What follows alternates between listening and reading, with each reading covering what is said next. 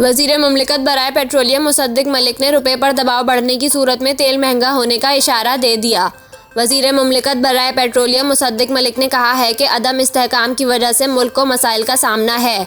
इस्तेहकाम से मुताल्लिक मामलात पर जिन लोगों के पास अथॉरिटीज़ हैं इन्हें भी गौर करना चाहिए।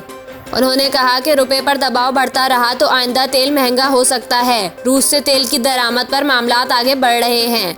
वज़ीर मुमलिकत का कहना था कि डॉलर की कीमतों में अचानक बड़ा इजाफा अदम इस्तेहकाम की वजह से हुआ है।